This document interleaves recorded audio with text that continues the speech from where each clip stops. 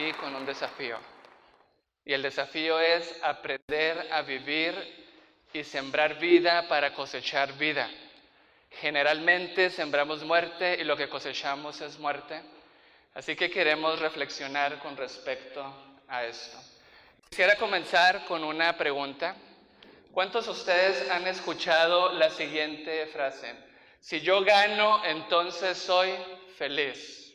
¿Piensan así? ¿Han escuchado esto? Y si yo pierdo, entonces ¿cómo soy? Infeliz. Algunos le llaman leyes de la heurística, cosas, atajos que tenemos en nuestra mente. Ganar es ser feliz, pero perder es ser infeliz. Y hoy queremos desafiar estos pensamientos. Queremos ver, ¿será que podemos ser infelices aún ganando? ¿Será que hay personas que obtienen lo que quieren, lo que desean, pero aún así no son felices? ¿Y qué respecto a la siguiente pregunta? ¿Podemos ser felices aún perdiendo? ¿Podemos ser felices aún obteniendo, o más bien no recibiendo esas cosas que nosotros queremos, esas cosas que nosotros deseamos? Así que nuestro desafío es, ¿con cuál de estos pensamientos nos vamos a quedar? ¿Soy feliz solamente cuando gano? ¿Soy infeliz cuando pierdo? ¿O podemos desafiar que aún puede haber felicidad en la pérdida y en la desilusión? ¿Qué es perder? ¿Cómo definiríamos qué es perder? ¿Y qué es lo que hace que una pérdida sea mucho más dolorosa que las otras pérdidas? ¿Qué sería perder lo necesario? ¿Cómo reaccionaría usted si pierde lo necesario? ¿Qué sería perder lo innecesario? ¿Qué es aquello necesario que no quiero perder? Porque si yo pierdo aquello que es necesario y fundamental, entonces sabemos los resultados que hay. Pero también, ¿qué son aquellas cosas innecesarias, no vitales, que aun si las perdemos, no tienen por qué traer consecuencias negativas en nuestra vida? Así que podemos ser felices obteniendo lo que realmente necesitamos, o podemos también ser felices cuando, aunque perdemos, no necesariamente era algo que nosotros necesitábamos. Así que lo que me haría infeliz sería perder una necesidad vital. Perder algo que no es necesario y vital no me hace infeliz. Y quiero repetir esto. Perder algo que es necesario, podríamos llamarlo en este momento, es una pérdida. Pero perder lo que yo no necesito, deberíamos de cuestionarlo. ¿Sería realmente una pérdida? Así que ¿podemos realmente ser felices? ¿Puedo ser feliz aún perdiendo? Para contestar estas preguntas tenemos que definir qué es una necesidad. ¿Será que hay cosas que nosotros decimos que necesitamos, pero realmente no las necesitamos? ¿Será que hay cosas que nosotros decimos que necesitamos, pero que estas cosas podemos vivir sin ellas y aún ser felices sin ellas? Hay diferentes tipos de necesidades, pero hay dos fundamentales: las necesidades para existir y las necesidades para vivir. Dentro de las necesidades para existir, tenemos algunas que ya las vamos a ver, pero tendríamos que definir qué es existir. Y me tuve que dar la tarea de ver esto, y aunque hay mucha controversia, la mayoría de las definiciones de existir tiene que ver con estar. Estar ahí, como una piedra que está ahí, un árbol, el carro está ahí, pero el vivir es muy diferente. El vivir implica tener significado y propósito de vida. Tener significado y propósito de vida. Existir, hay que comer para existir, hay que dormir, hay que tomar agua, pero no necesariamente eso implica lo que es vivir. Jack London dijo: la verdadera función del hombre es vivir, no existir. No malgastaría mis días tratando de prolongarlos. En vez de eso, usaría mi tiempo. Oscar Wilde dijo: vivir es lo más raro de este mundo. Pues la mayor parte de los hombres no hacemos otra cosa que existir. En Quindío, por la vida, queremos ir más allá de existir. Queremos aprender a vivir y a tener propósito y significado de vida. Así que, ¿cuáles son esas necesidades fundamentales para existir? Y luego vemos las de propósito de vida. Y quiero comenzar y puede discutir las preguntas que vamos a hacer con el que está a su lado. La primera pregunta es, ¿qué es una necesidad? Cuando usted dice que necesita algo, ¿por qué lo necesita? Necesitamos entender qué es una necesidad para saber realmente si lo que pierdo es válido o era algo que no necesitaba, por lo tanto el sufrimiento no sería un resultado quizá lógico, realista, aceptable. ¿Qué es una necesidad para usted? Cuando usted dice que necesita algo, ¿por qué dice que lo necesita? Y me gustaría escuchar a algunos de los jóvenes aquí cercanos. Los de atrás no los voy a escuchar. ¿Qué es una necesidad para ustedes? ¿Qué es una necesidad? Cuando necesitan algo, ¿por qué dicen que lo necesitan? Porque hace falta. Y por falta también de tiempo, muy bien, vamos a quedarnos con esa respuesta. Una necesidad es algo que es vital. Y ya vamos a ver lo que él dijo también, hace falta. ¿Por qué una necesidad es algo que hace falta y es vital? Piensen en alguna necesidad que es vital. A ver, ¿cuál? El agua, muy bien. ¿Una necesidad vital? ¿Podemos vivir sin agua? No. Así que cuando decimos de vital es que es fundamental para vivir, y aquí estamos hablando ahorita de la existencia. Una necesidad es vital. Una necesidad es fundamental para vivir y como ya nos daban la respuesta, es algo que yo no tengo. Muy lógico, no lo tengo y por eso lo necesito.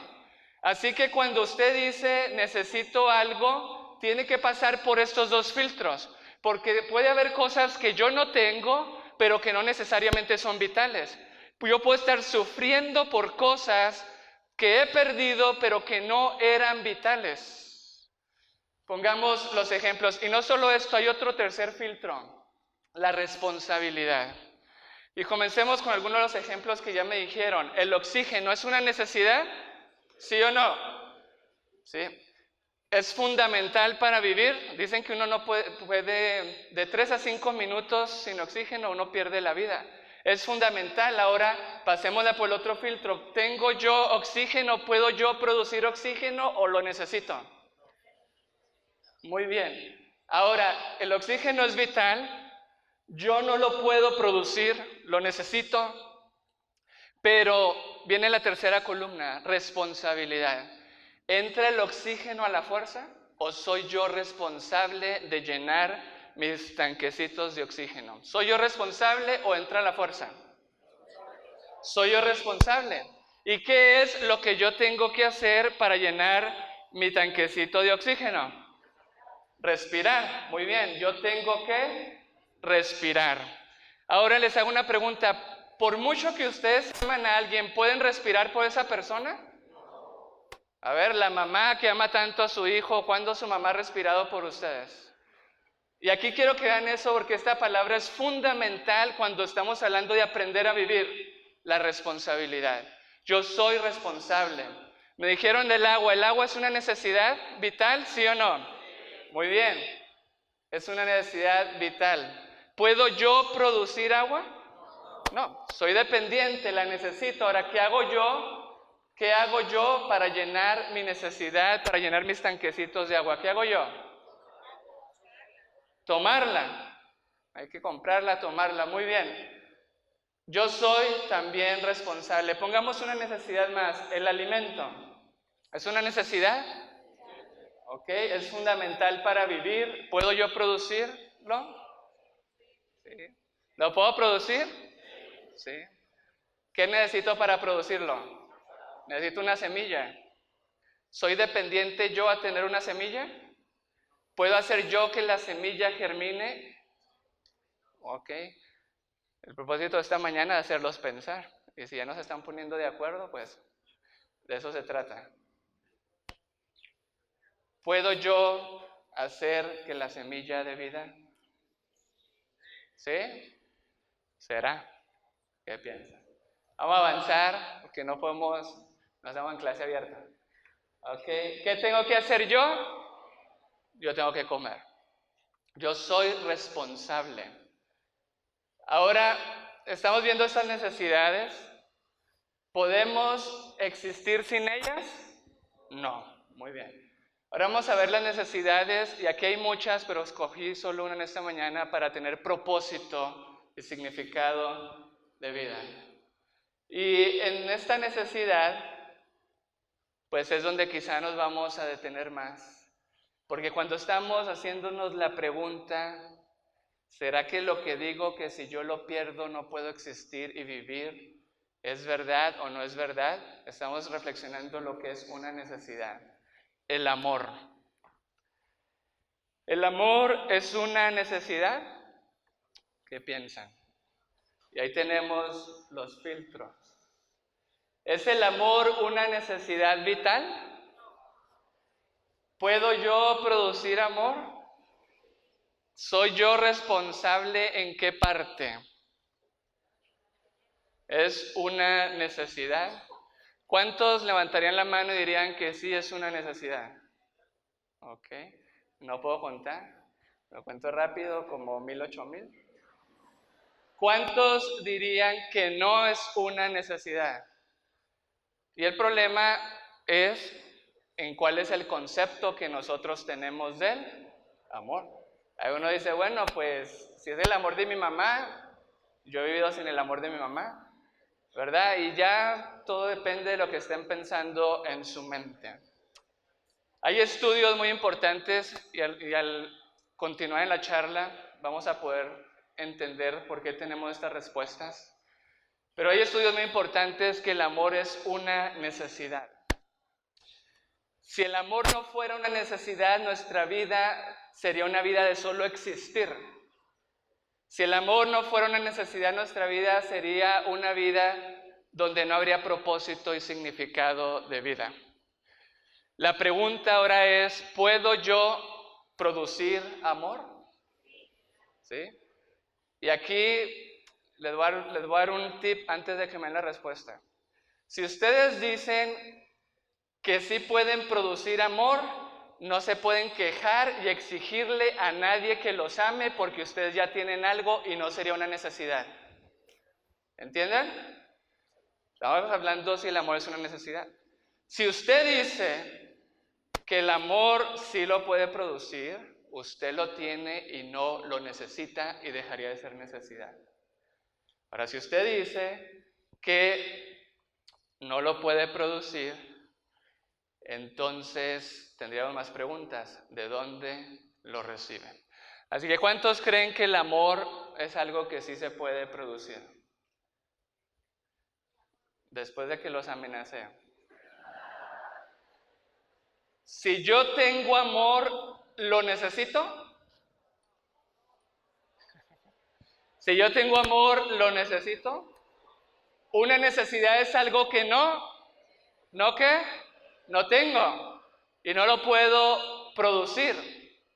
Y si hemos dicho que es vital y estamos hablando que es una necesidad para el propósito, para el significado de vida, por lo tanto, si yo creo que yo puedo amar en mi propia fuerza, yo no lo necesitaría.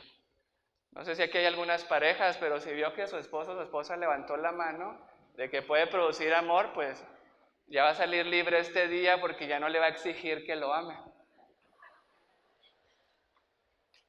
El amor es una necesidad vital. Y si es una necesidad, es algo que no tengo y no está en mí, no lo puedo producir y vamos a avanzar. Porque si no, ¿para qué me quejo cuando los demás no me aman? ¿Dónde está el problema? Y el problema quizás está un poco más fuerte porque sería, ¿cuál es mi responsabilidad para llenar la necesidad de amor? ¿Cuál es mi responsabilidad para llenar mi necesidad de amor? ¿O los demás me la tienen que llenar? ¿O yo no soy responsable? ¿Quién es responsable de llenar mi necesidad de amor? ¿Soy yo responsable o son los demás responsables? ¿Qué piensan ustedes? ¿Cuántos creen que yo soy el responsable? ¿Okay? ¿Y cuántos creen que los demás serían los responsables de llenar nuestra necesidad de amor? Aquí se pusieron de acuerdo todos, nadie levantó la mano. Okay. ¿Ella es responsable de llenar su necesidad de amor o él es el responsable de llenar la necesidad de amor de ella? Aquí ya nos vamos a ir de un poco de lo teórico a lo práctico, porque en la teoría ya pasaron bien, pero vamos a la práctica. ¿Quién es responsable? Y nos vamos a centrar en ella. ¿Quién es responsable de llenar la necesidad de amor de ella? ¿Ella o él? ¿Ella o él?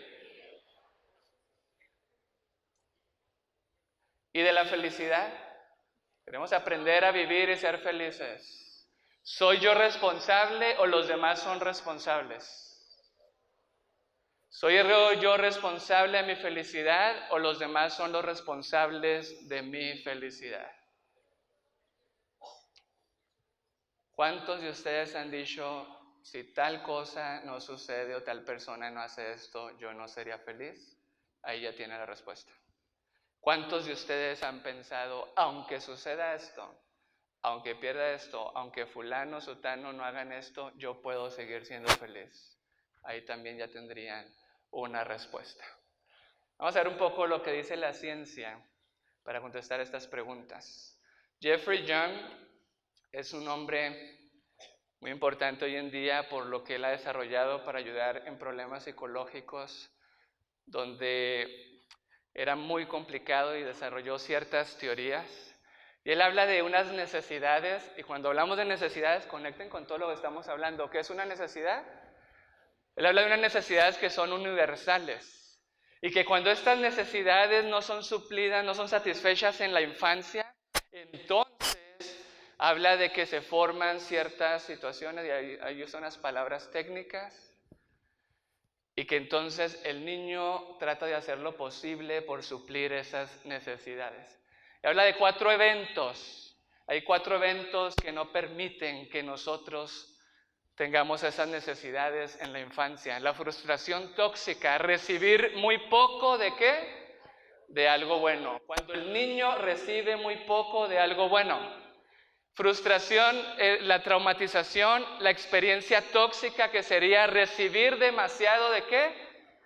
Eso es interesante, recibir muy poco de algo bueno, pero también recibir ¿qué? Demasiado de algo bueno. Y cuando hacemos una interiorización a figuras que nos dan un modelo que no sería lo más ideal para suplir nuestras necesidades. Por último, y quiero resaltar esto, él dice, el individuo psicológicamente sano es aquel que puede satisfacer de manera funcional estas necesidades emocionales nucleares. ¿Cuáles son estas necesidades? En la niñez, vínculo seguro. Así que todos de niños necesitamos seguridad, necesitamos estabilidad, cuidados, aceptación. Lo opuesto sería la separación y el rechazo. Cuando estas necesidades no se van a llenar en esa infancia, en la niñez, que era muy importante.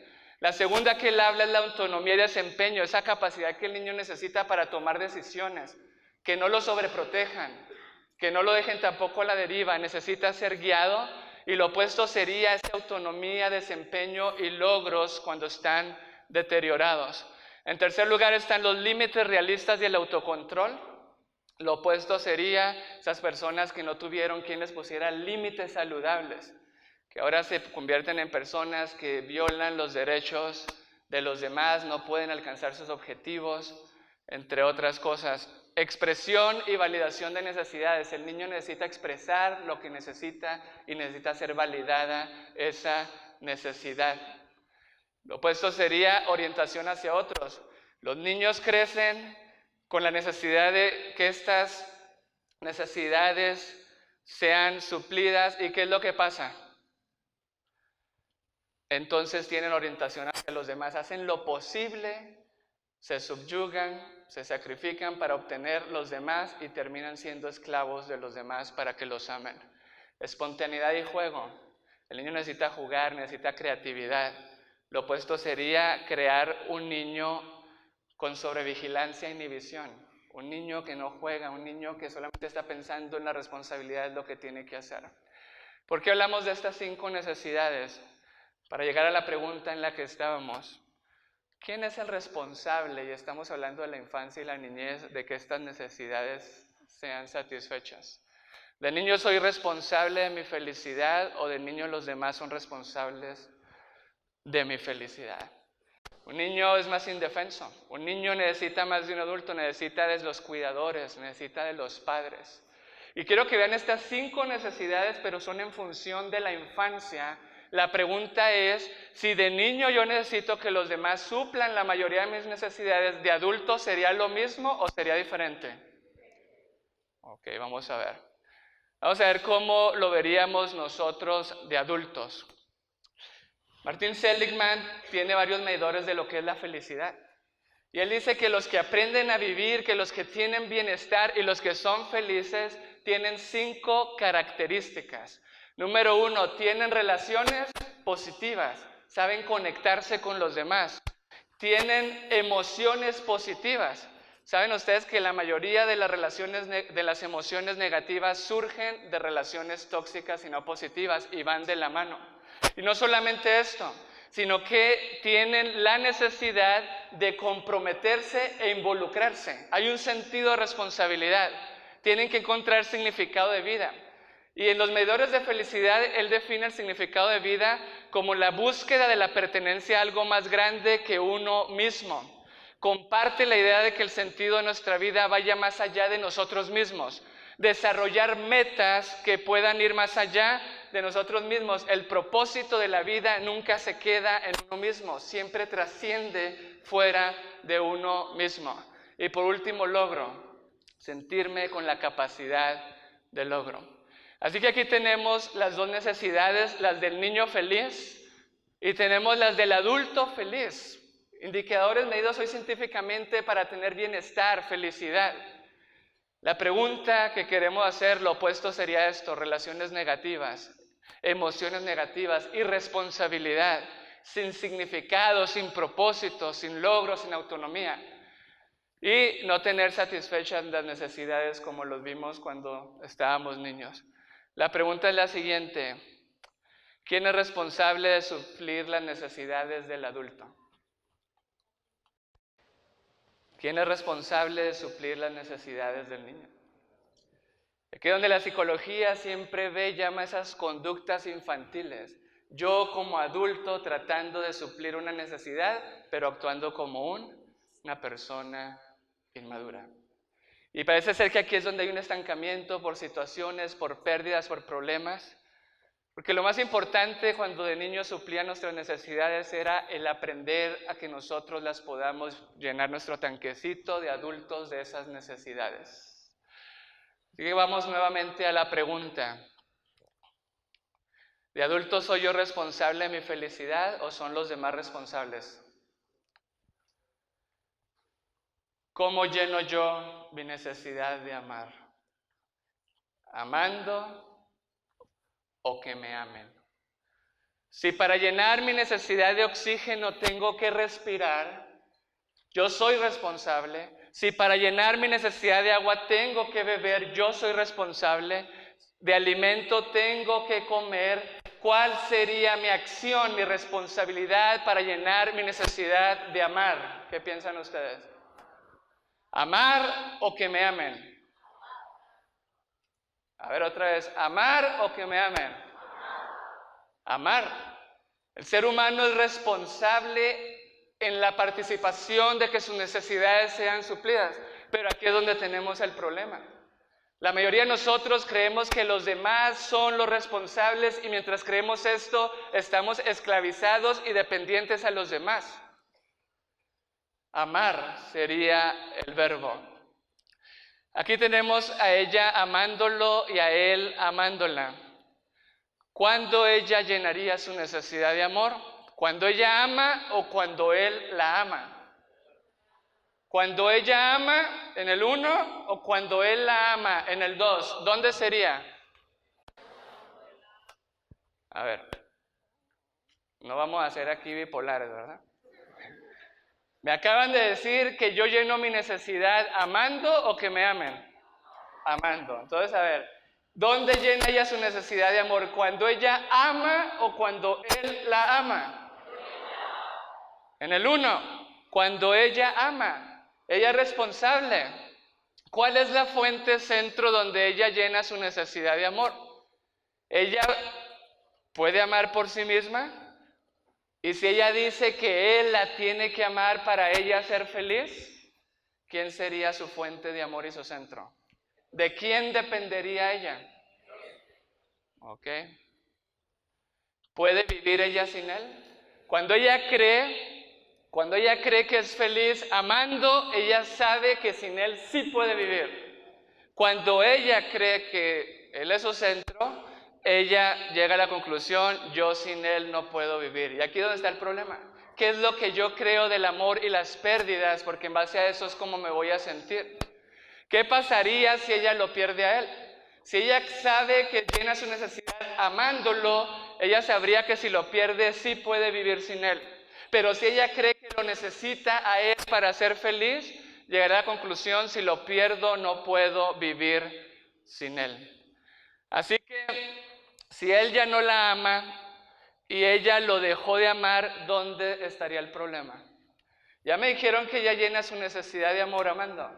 Pero ahora que él ya no la ama y ella lo dejó de amar, ¿dónde está el problema? Y déjenme explico qué es dejar de amar. Porque muchos tienen rabia, resentimiento, amargura, dolor y dicen que siguen amando. Pero en el amor no puede haber esclavitud.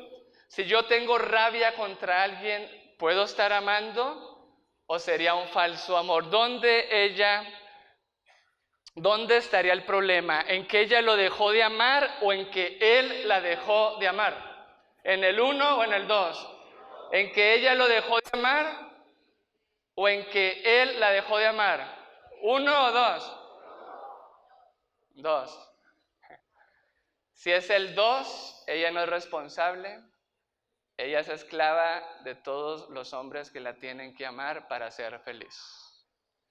Si es el 1, el problema está en que ella dejó de amar, y en el amor consistía en extendernos hacia los demás. Si él ya no la ama y ella lo dejó de amar, ¿dónde está el problema? ¿Qué principio creen ustedes? ¿Recibo para dar o doy para recibir? ¿Recibo para dar o doy para recibir? A ver. ¿Recibo para dar?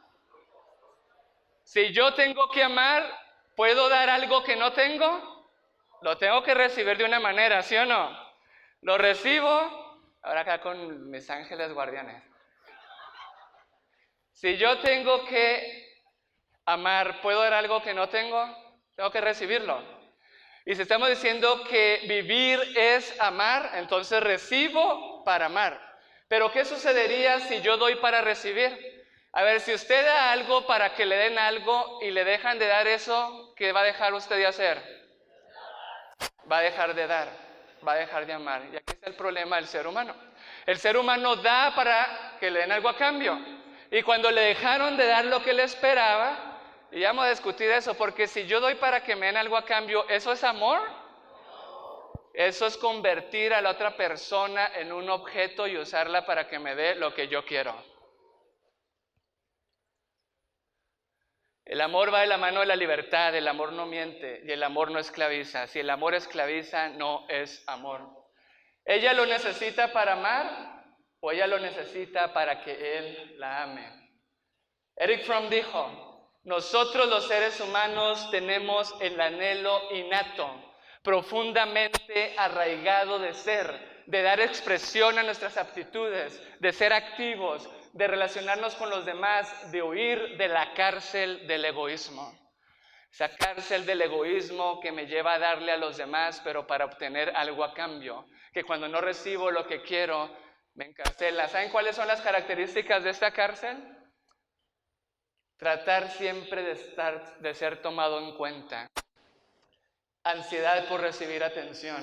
Comezón por recibir cumplidos.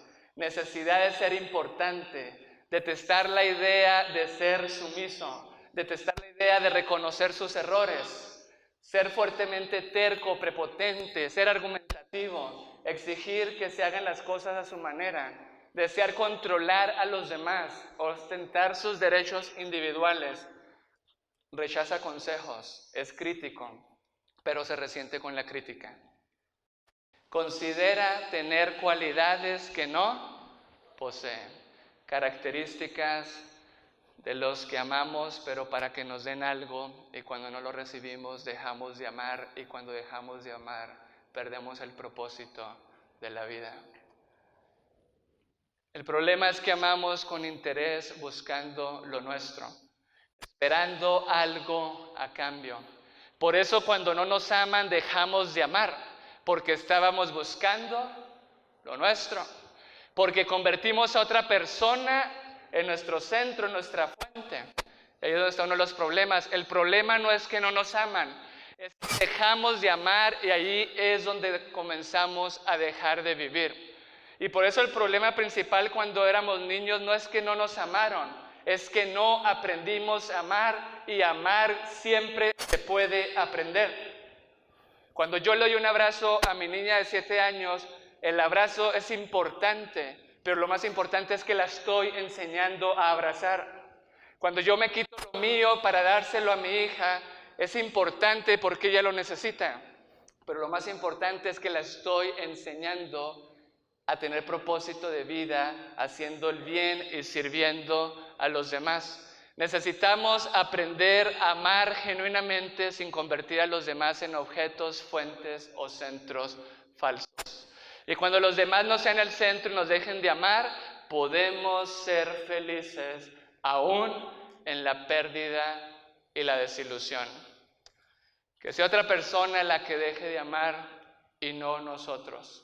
Estos son algunos de los pensamientos que dicen los estudios psicológicos a nivel científico que afectan mucho a las personas y en las pérdidas los llevan a la desesperanza. Para mí es una necesidad extrema ser amada por la mayoría de las personas que son importantes para mí. Pero nosotros no podemos recibir el amor de todos los que queremos. Lo que podemos hacer es aprender a extendernos hacia aquellos que nos están amando, que necesitan nuestro amor. La pregunta sería, ¿cómo ser feliz en la pérdida y la desilusión? ¿Se puede ser feliz en la pérdida y la desilusión? ¿Sí o no? ¿Sí o no? Necesitamos destruir la cultura que dice que si no obtengo esto no soy feliz. Necesitamos destruir la cultura que dice, los pensamientos, los que fabrican estas ideas para que usted consuma y obtenga. Uno puede ser feliz siempre, porque siempre tenemos la capacidad de amar, y si no sabemos amar, siempre tenemos la capacidad de aprender a amar. ¿Puedo ser feliz en las pérdidas? ¿Sí o no?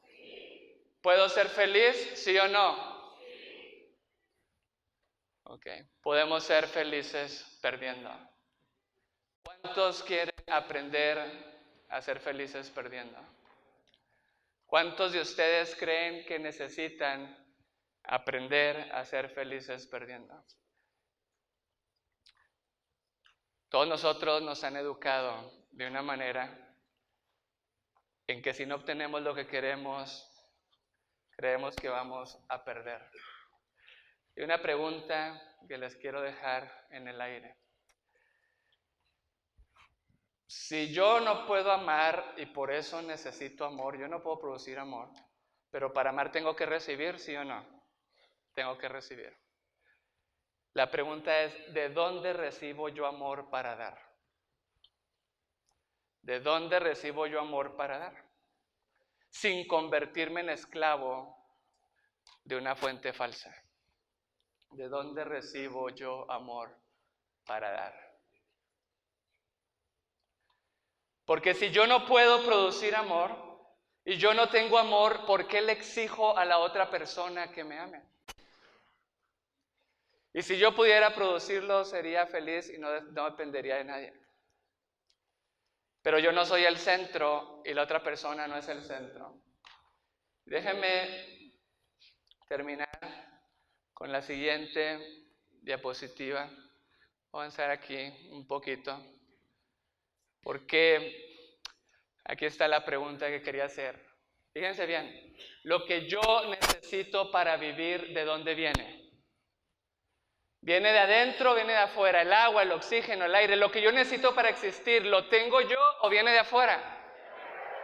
Es externo. Así que yo no puedo hacer algo en mi propia fuerza, yo dependo de algo externo. La pregunta sería, entonces, si yo necesito de algo externo para vivir, ¿qué es eso externo? El amor. Para poder dar amor, tengo que recibir amor. Que si no necesitaría recibir, yo sería el centro y no lo necesitaría. ¿Puedo yo dar amor en mi propia fuerza? ¿De dónde recibe usted amor? Ahí es un problema. Porque si usted dice que recibe amor de su mamá para dárselo a su novio o a su pareja, ¿qué cuando la mamá ya no esté? Si usted me pone cualquier ser humano, queda nuevamente dependiendo a ese ser humano. ¿Podemos aprender a amar? ¿Cuál es su fuente de amor? Tiene que ser una fuente donde usted reciba, una fuente que no lo esclavice, una fuente que lo haga feliz y que usted no sea dependiente a eso. Y quisiera sugerir esa fuente con las palabras que cantaron en la mañana. Cesó la horrible noche, la libertad sublime derrama las auroras de su invencible luz. La humanidad entera que entre cadenas gime, comprende las palabras del que murió en la cruz. Voy a avanzar un poquito porque ellos están muy inteligentes y ya me respondieron todas estas preguntas. Y quiero llegar al punto de donde hay un amor genuino que no esclavice. Porque yo como ser humano pienso una cosa, pero siento otra cosa. Pienso una cosa y digo otra. O digo una y hago otra cosa. Nosotros estamos partidos y no podemos depender los unos de los otros. Y lo único que ocasionamos es sufrimiento y dolor y partimos los corazones. Vivimos hoy historias de diferentes abusos, traiciones, rechazos, resentimientos y quizá ninguno de nosotros somos excepciones.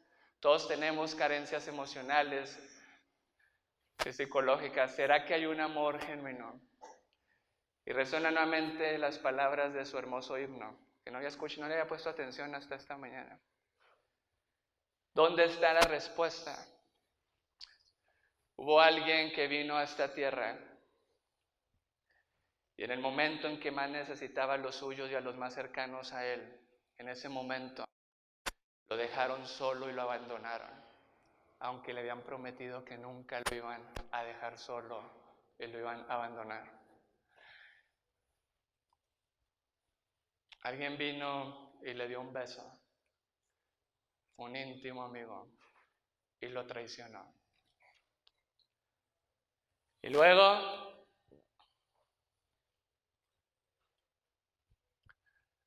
lo escupieron, le dieron una bofetada, lo humillaron, lo azotaron, lo pusieron en la cruz, lo clavaron. Así que recibió abusos, traiciones, abuso físicamente. Y vino aquí y decidió que se burlaran de él, le hicieron bullying, lo blasfemaron, le decían malas palabras y decidió recibir también el abuso verbal. Y no solo esto, sino que también se burlaban de él y lo escupían, siendo así avergonzado y humillado. Y le quitaron sus ropas, lo desnudaron sin su consentimiento y lo pusieron a que todas las personas que pasaran por ahí lo miraran, lo humillaran y lo avergonzaran. Hoy en día es un abuso sexual y las personas que le hicieron esto eran los que tenían que cuidarlo, eran los que tenían que protegerlo, eran los que tenían que estar ahí para ayudarlo. ¿Por qué pasó todo esto? ¿Por qué decidió experimentar esto? Y luego lo atacaron en su nacimiento. Le dijeron que en su nacimiento le hicieron bullying, lo atacaron, se burlaron de él y las personas que menos esperaríamos. Humillado por su contexto familiar. Y al momento en que estaba colgado con tanto dolor y sufrimiento, le dieron vino, le dieron alcohol para que lo probara y dijo no.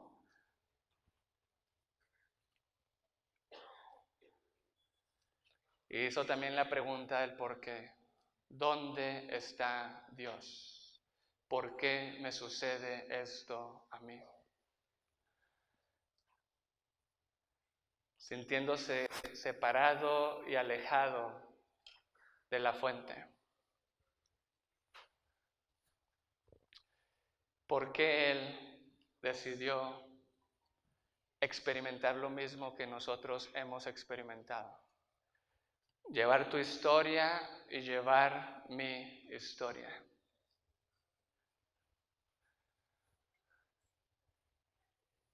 ¿Dónde hay una fuente que no esclavice? Y que cuando tienes preguntas ante el sufrimiento, Él ya llevó el sufrimiento para poder dar las respuestas. Que cuando tienes preguntas para decir dónde estabas y por qué, Él es la respuesta. Quiero dejar en tu mente este poema.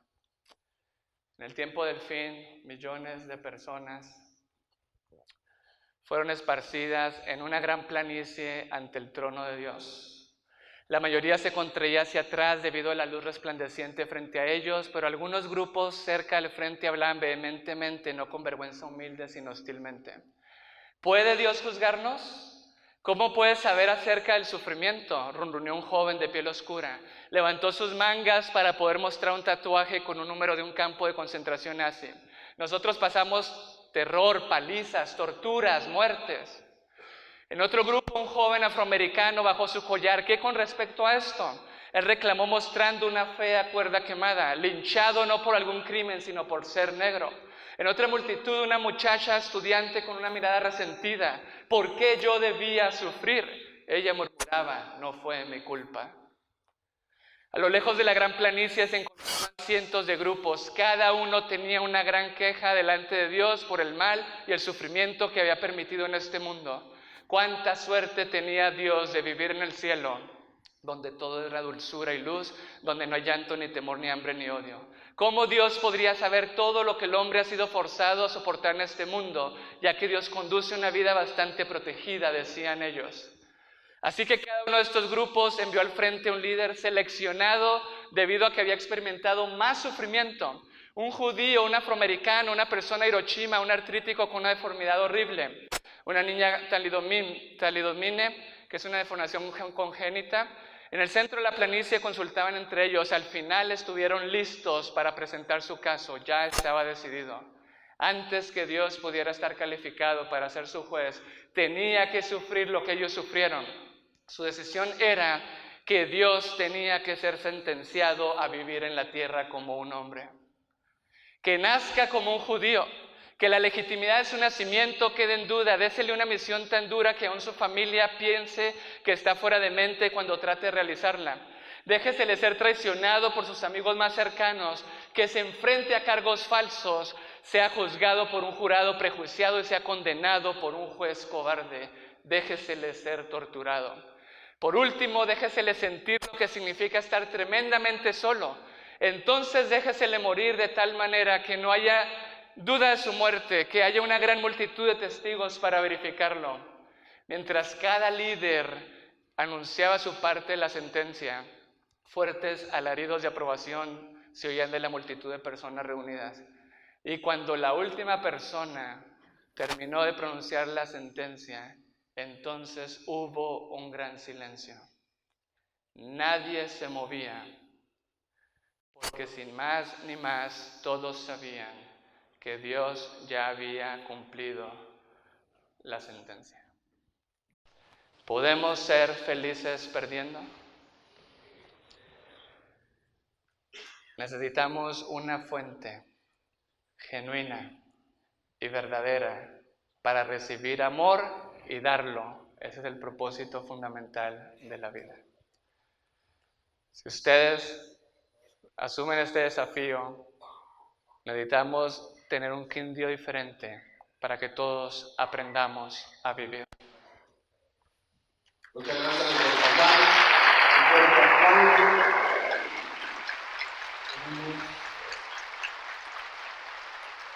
Gracias.